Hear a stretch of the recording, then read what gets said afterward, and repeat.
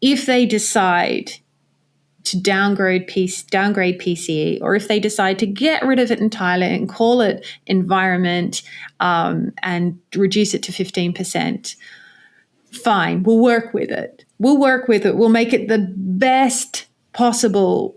But that's not what you want. But what I want is the rationale for doing that. Yes. Not to be because we don't know what research culture is and we don't know how to measure it. But you know what the rationale is going to be. They're going to say, because we can't measure culture. That is the weakest rationale that I have ever measuring research. It's impact 2012. Like, we know how to measure it. But the other thing is, do you know how we start measuring it? And I'm going to quote Natalie Wallace from University of Liverpool, is we get on and measure it. And then we work out what we did right. And then we work out what we did wrong. But we don't sit there going, oh, we don't know how to do it, so we're not going to even try before. That's defeatist attitude, and that is not something that's valued in research culture in UK. Yeah. Let's keep the toxic culture going because we just don't know how to measure good culture. Well, exactly. Yeah, we don't know how to measure it, so it's fine that the chickens are starved and they produce substandard eggs. I got through a toxic culture, so I don't see why everybody else shouldn't too. Typical. That's it. But it's nonsense, this thing about we can't measure culture and all that stuff. That's just an excuse. It looks rather difficult. We're all fine where we are, so let's just stay there. That I think is basically what's happening when we talk about not being able to measure research culture. We need to, because we're not fine where we are. We're just not fine where we are. So yeah. And I think my bugbear about this whole argument is that it's some sort of like happy clappy thing that we're trying to say, oh well, wouldn't it be nice if everybody was nicer to each other? And it is that, but at the same time, it's about making research more effective. If we get research culture right, we'll be able to do better research, and all of those things that the government and the funders and all the top tier universities they will all happen, and they'll happen better. Welcome to this special Christmas edition of What the Ref, our attempt at demystifying everybody's favourite national research assessment exercise. I'm Simon. I'm Gemma. I'm Ola. And today the question on everybody's lips is, what the ref do we want for Christmas?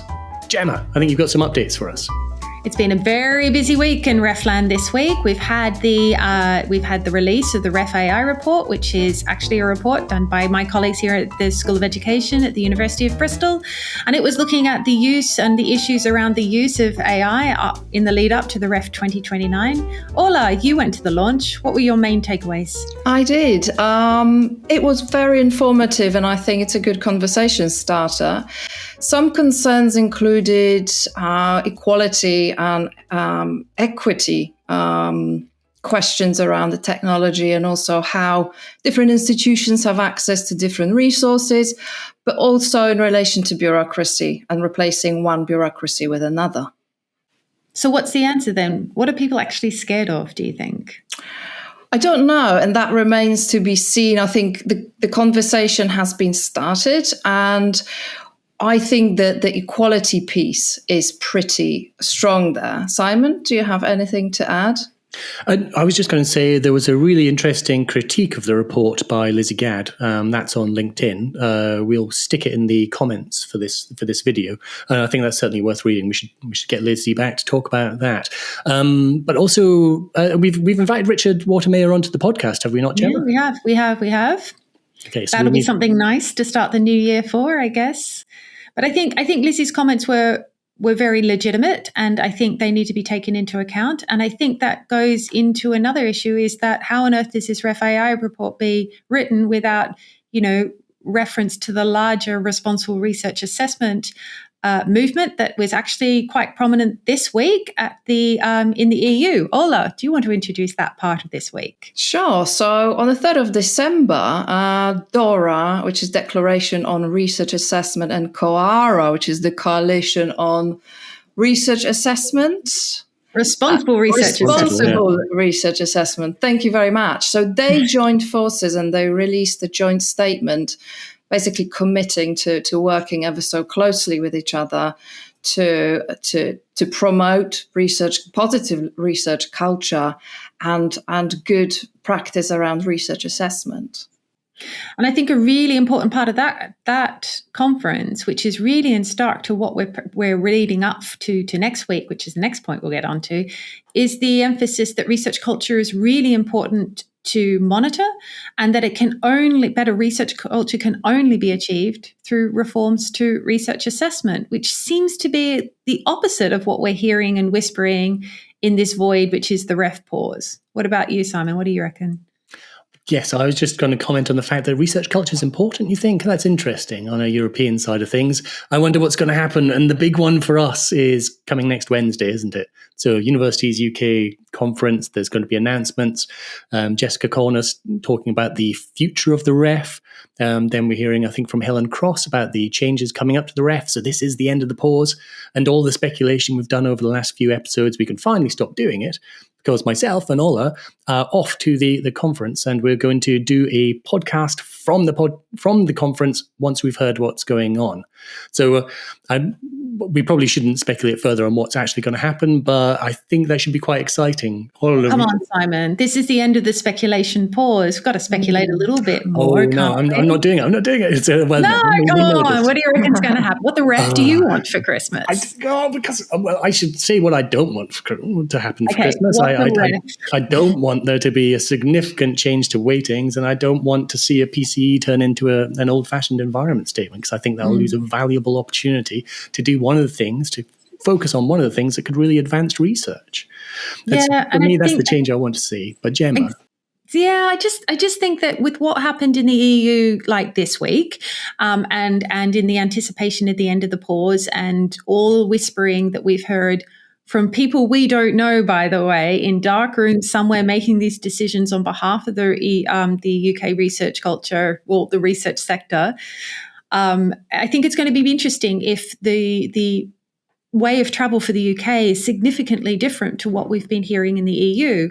I mean, there are very tight research partnerships, research teams, collaborations, as well as, joint use of facilities between UK-based researchers and EU researchers. And I think that, a different in the research assessment approach, and we've seen that in the past with impact, but removing something as vital as research culture away from the UK, and they're supposed to somehow work collectively in a positive research culture to the EU, that mismatch, I think, is politically going to be difficult to see. And I think we're going to see some longer term, move away from the UK as a vibrant research environment or a place for research careers if it differs so much. Ola, what do you reckon?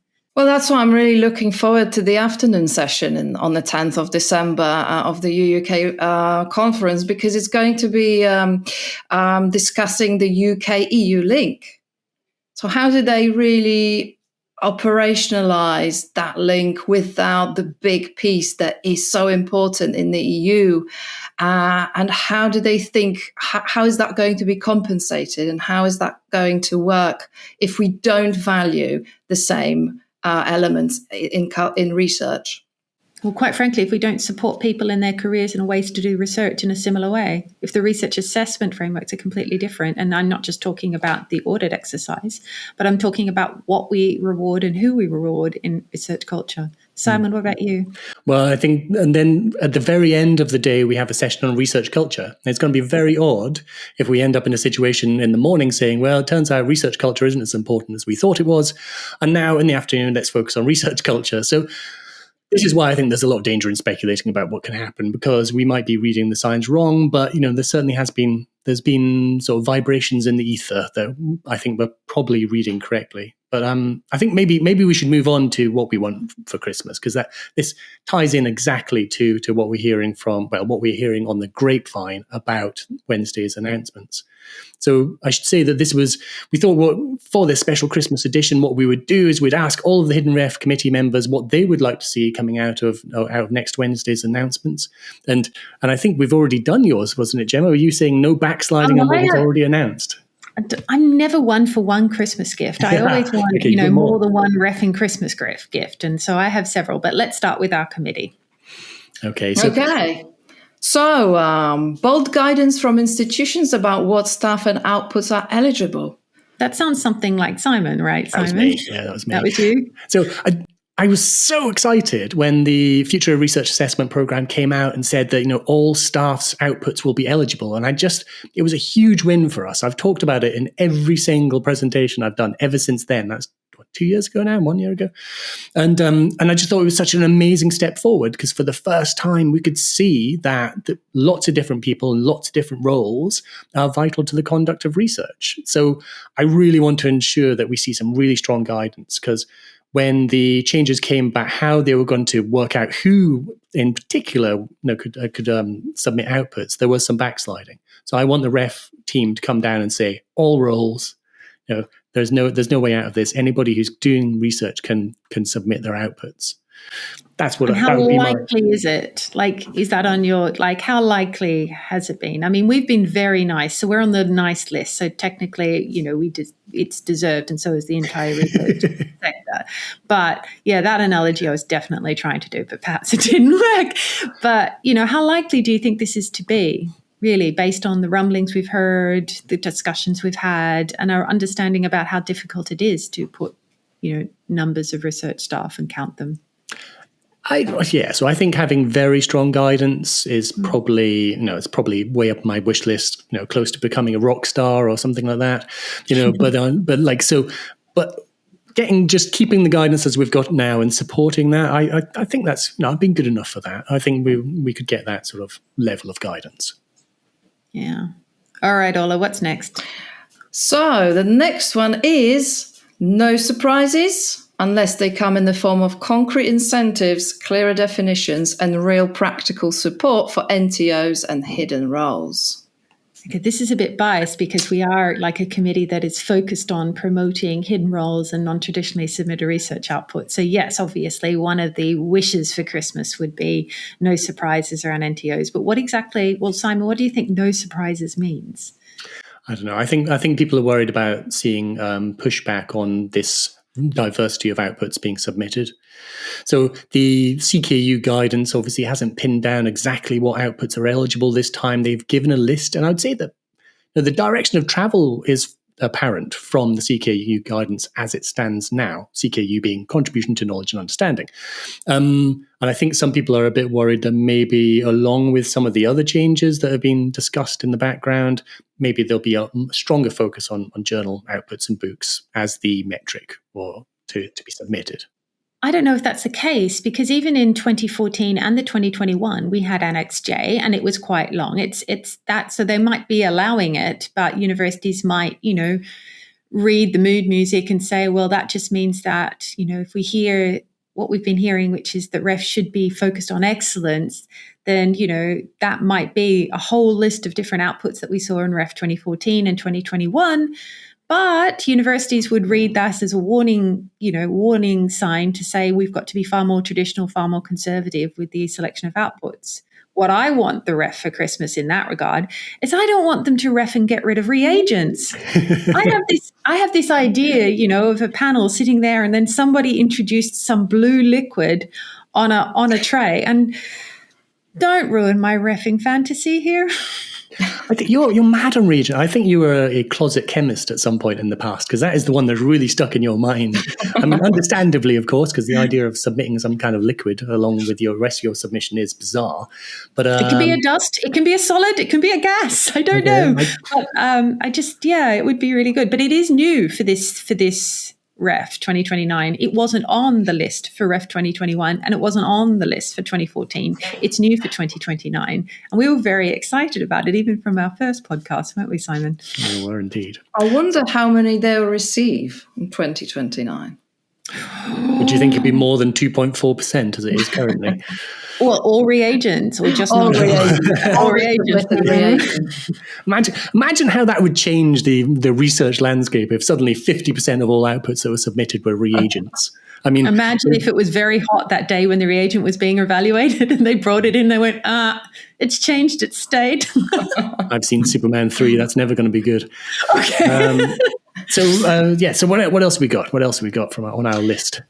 So institutional leaders committing to the 5% manifesto at next June's Venn University Leaders Forum. Oh, yeah, I want that for Christmas. Can that be a group gift? But that very much depends on what's announced, right? Because if the twin track system is announced, the universities that are submitting, the top 10 universities that are submitting NTOs in big numbers are actually non-Russell Group universities, so almost 60%. And I think if these universities decide to go for the softer option or the other, non-traditional ref option, then we might be seeing a decrease in NTOs being submitted altogether, which I think would be, a catastrophe. But let's hope, let's have our fingers crossed that that doesn't happen. I mean, I'm completely with you on that one. Fingers crossed, everything crossed, in fact. But the idea of reducing the number of outputs from 2.4% to less, that does seem crazy, doesn't it? I have some real concerns about the two-tier system. I don't know what do you think? Do you think that is going to be announced? How likely is that? It feels like every single time when we work in academia, what we're trying to do is remove the tier systems, because academia does seem to be incredibly good at setting up those who are in and those who are out. I think doing that through the assessment exercise, that's a hugely retrograde step. Gemma, what do you reckon? Oh, yeah, academia really does like its tiers and its phases and its groups. And I think that I don't see that as solving the bureaucracy problem, basically, because someone has to decide based on some criteria who's in tier 1 and who's in tier 2. And then, you've got the soft cultural aspects. If you're put in tier 2, are you less of a university? And I don't think there's any university that thinks themselves as less of. The other thing is it takes away the agency of universities to, what they've been doing in the environment statements in the past two refs is this is who we are, this is what we do well, and promoting themselves. If they're already allocated to a tier, to what extent do they use that tier to dim down or somehow, dampen their already fantastic ambitions? I think it would be a huge retrograde step. I think you're absolutely right there. Huge amount of bureaucracy, huge amount of justification, and a lot of, upset universities and university leaders. And that doesn't make a ref and happy Christmas at all. Ola, what about you? There's one potential positive there. So let's imagine that those universities who are submitting a lot of NTOs decide not to go for the traditional ref submission. It might be NTOs unchained, then, because we are producing NTOs anyway. So if we now don't have to worry about whether they're being submitted for QR, then we might see an increase in NTOs being produced in those universities because they don't have to worry.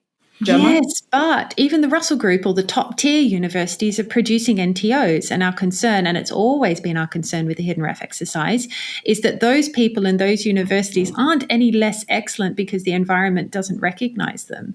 But in fact, that is the natural way in which they would communicate and disseminate to their audience. So, for example, someone who creates a reagent, they create a reagent and that's the output. They shouldn't necessarily then feel obligated to somehow shoehorn a reagent into a traditionally submitted output just so that they feel valued by their research organization, which just happened by some unknown criteria being shoved into tier 1. So I think that will only create more inequity across the universities in the UK, and I don't think that will solve anything. And it certainly won't make the research more innovative if those more innovative ways of disseminating the research aren't valued at the institution level. What about you, Simon? You're shaking your head.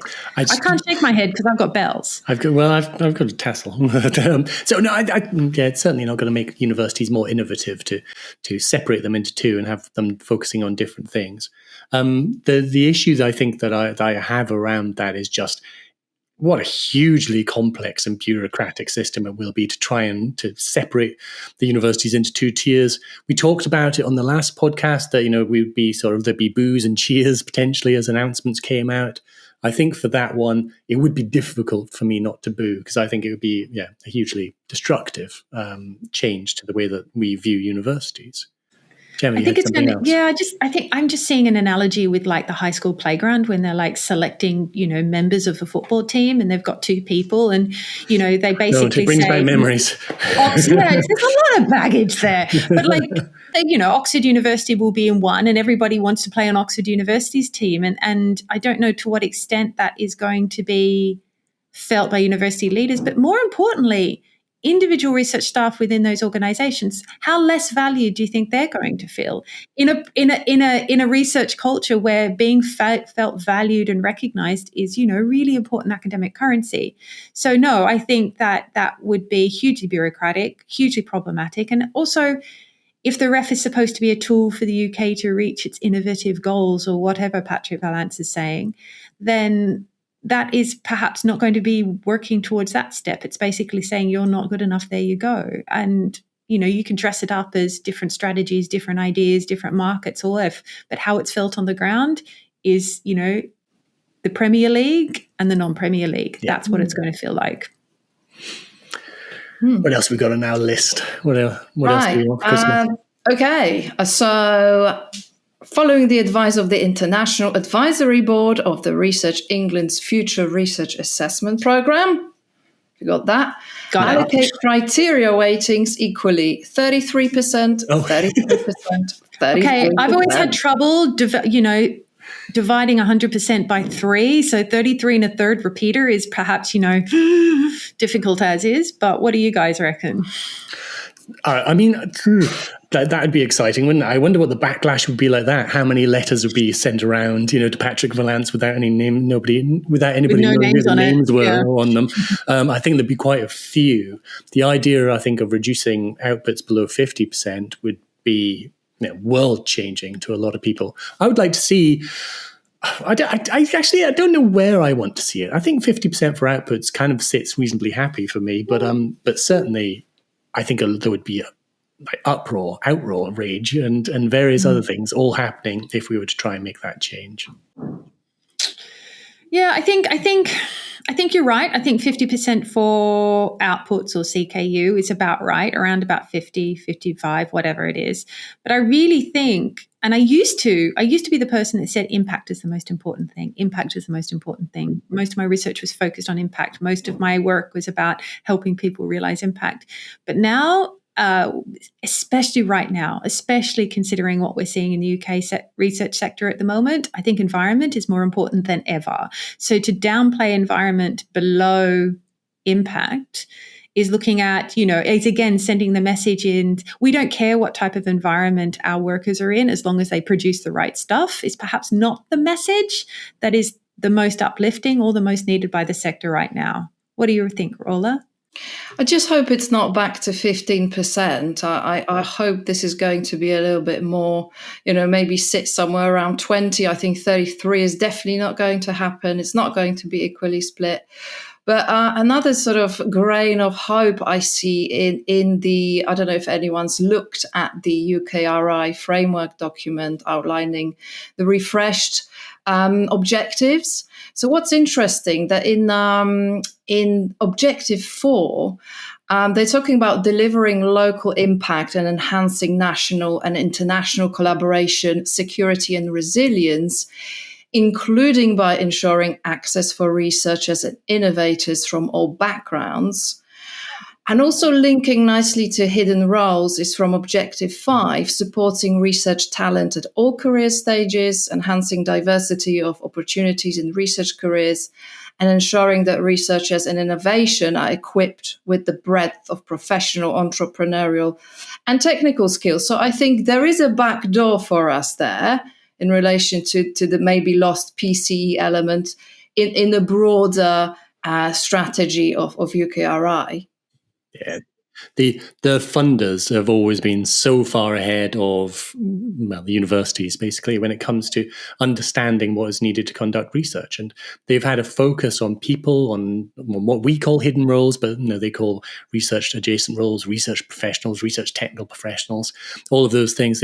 They've had a very strong focus, and even to the point now where they're making it clear that these other roles can be principal investigators of bids, and so they see them as an integral and equal part of the research community. And I think we should really be looking to UKRI and the individual research councils as for the direction that we should be moving in.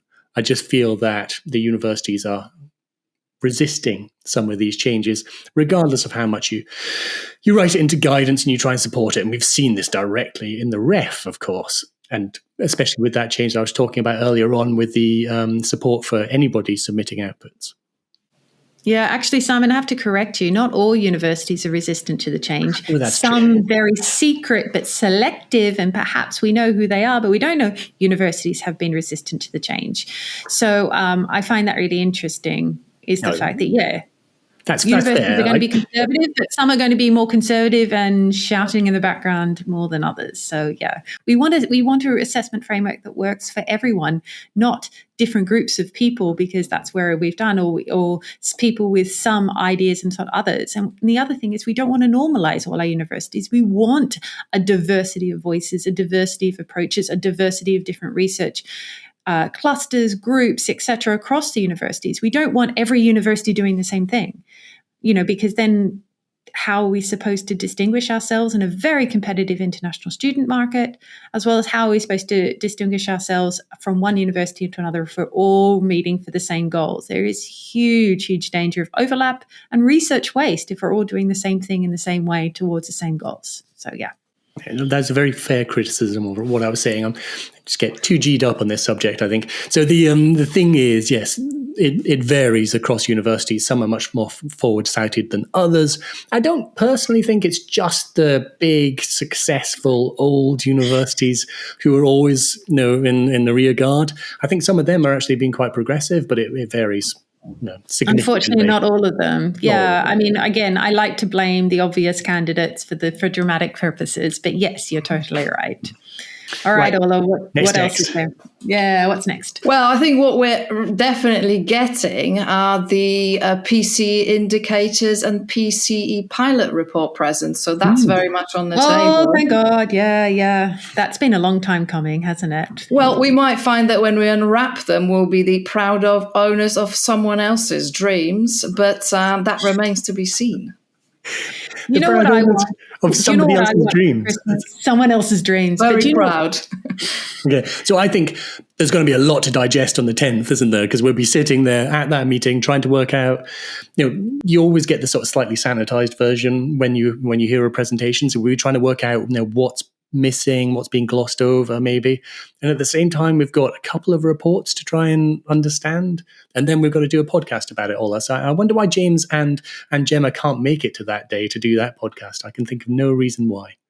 I'm actually going to be in Australia, which is the birthplace of the REF. So I'm going to be happily, perhaps on a plane or a beach somewhere, watching it from afar and basically in the cesspool that was the REF in Australia too. So it's going to be great. That's an okay excuse. So sorry, guys, I'm not going to be there. Very jealous. I'm sending you all positive energy all the way through, I swear. But can I just say one thing that I want for Christmas? And this is when I unwrap that other person's dreams, Ola. If they decide to downgrade PCE, or if they decide to get rid of it entirely and call it environment and reduce it to 15%, fine, we'll work with it. We'll make it the best possible. But that's not what you want. But what I want is the rationale for doing that. Yes. Not to be because we don't know what research culture is and we don't know how to measure it. But you know what the rationale is going to be. They're going to say, because we can't measure culture. That is the weakest rationale that I have ever measuring research. It's impact 2012. Like, we know how to measure it. But the other thing is, do you know how we start measuring it? And I'm going to quote Natalie Wallace from University of Liverpool, is we get on and measure it. And then we work out what we did right. And then we work out what we did wrong. But we don't sit there going, we don't know how to do it, so we're not going to even try before. That's defeatist attitude, and that is not something that's valued in research culture in UK. Yeah. Let's keep the toxic culture going because we just don't know how to measure good culture. Well, exactly. Yeah, we don't know how to measure it, so it's fine that the chickens are starved and they produce substandard eggs. I got through a toxic culture, so I don't see why everybody else shouldn't too. Typical. That's it. But it's nonsense, this thing about we can't measure culture and all that stuff. That's just an excuse. It looks rather difficult. We're all fine where we are, so let's just stay there. That I think is basically what's happening when we talk about not being able to measure research culture. We need to, because we're not fine where we are. We're just not fine where we are. So, yeah. And I think my bugbear about this whole argument is that it's some sort of like happy, clappy thing that we're trying to say, oh, well, wouldn't it be nice if everybody was nicer to each other? And it is that. But at the same time, it's about making research more effective. If we get research culture right, we'll be able to do better research. And all of those things that the government and the funders and all the top tier universities like, they will all happen and they'll happen better. So we really just need to, as Natalie said, pull our socks up and get on with it. And I think people really cling on to the EDI aspect of research culture. And that's just a small piece of the puzzle of the larger research culture. But we're seeing this sort of, a backlash around that because we've seen backlash in other places around the globe. So we're associating it with something that, we should decrease in size and prominence. But it's just a small part of it. Well, in an environment when our nearest neighbours are prioritising research culture, and we've also on the other side of us, we've got the US, which is, going anti-woke, all the rest of it. As you said, I'm very happy to clap, but it's not happy clappy. We literally stuck between the US model of research culture or what the EU's model of research culture. Where do we want to be? I know where I want to be. Europe. Okay, so maybe that's a good place of wrapping up then. Where we want to be is in a place where research culture is seen as being important. It's understood that it might be difficult to measure it, but we can. And we need to be closer to Europe. We just need to be happier. And I think you remember from the Hidden Ref Festival, the outshots with what do you want to see in research culture? And I think 3 people said, I just want people to be happier for working here. And they're not at the moment. And that's to do with sector-wide stresses. It's to do with how research culture has always been, and we've been, socialized to think that we're fine, like lobsters in a boiling pot of water. But where do we want to be? We want to be happy in what we want to do, and we've got 2 polar opposites to choose from. Which is more likely to produce good, internationally competitive research? I didn't know that lobsters were happy in boiling water. That makes me feel a lot less guilty about eating them. Yeah, they don't know they're unhappy. So, you put a lobster in boiling water, it screams because it's like a shock, right? But you put a lobster in normal water and you start boiling the water, they don't realize they're in boiling water and it's too late. I thought it was about frogs. I thought it was frogs as well, yeah. It's a frog thing. But lobsters could work equally well. See how research culture is not working for my education right now? It's that chemistry background again. If you take a lobster and you put it in a reagent, if you heat that up, then it's fine. That's fine. Somehow I find it more ethical to do that for lobsters because I have a good dinner afterwards than frogs. So let's just stick with the lobster one, right? We have definitely come to the end of this discussion. Simon, what the ref do you want for Christmas? Wow. So in summary, what the ref I want for Christmas is just an announcement on Wednesday that supports doing better research. It's that simple. Yeah. Ola, what the ref do you want for Christmas? I think similar to you, Gemma, whatever they announce, I want some rationale that I can buy into. I can understand and buy into it rather than platitudes that we've heard before that, just fuzzy. Yeah. What the ref do I want for Christmas? Clarity. Something I can buy into, something I can get behind, something that I can believe in, and something that I really, really do think is going to make people happier at work when they're researchers in a university at the moment. I really do. Well, thank you. That's all we have time for this wonderful Christmas edition of What the Ref. You can catch us on YouTube or wherever you get your podcasts. And of course, we'd love to hear from you. And you can tell us what the ref do you want for Christmas. You can comment in the comments below, or you can catch us at wtref@hidden-ref.org. And from all of us here at Ref, and since I won't be seeing you next week, but I think that Simon and Ola have it, I just want to wish you and all of our listeners, it's been amazing having you this year, and I'm just wishing you all a Merry Refy Christmas. Thank you so much. Bye. Bye-bye.